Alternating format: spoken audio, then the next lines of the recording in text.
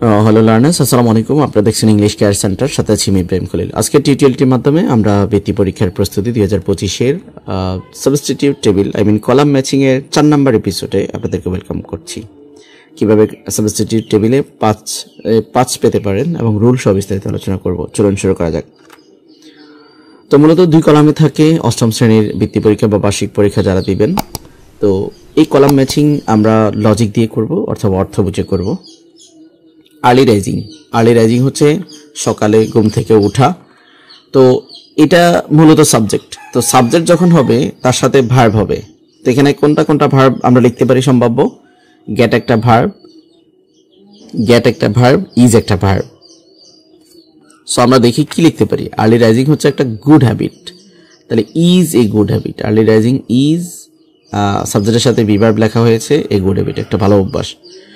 It make, এটা আমাদেরকে বানায়। তো এটা আমাদেরকে বানায়, কি বানায়? এটা আমাদেরকে make our health free from disease. এটা আমাদের কি করে? বিভিন্ন ডিজিজ থেকে আমাদেরকে সেভ রাখে, ফ্রি রাখে, মুক্ত রাখে।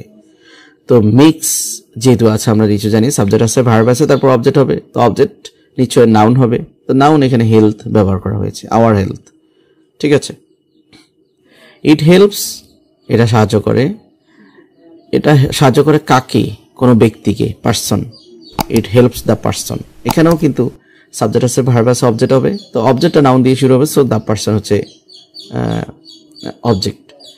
শুধু তাই না, এটা আমরা অর্থ দিয়েও করতে পারি। এটা সাহায্য করে তাদেরকে যারা not able to finish their work in time. তারাই ঘুম থেকে উঠতে হবে তাড়াতাড়ি, যারা লিড করে, যারা তাদের কাজ সময় মতো শেষ করতে পারে না।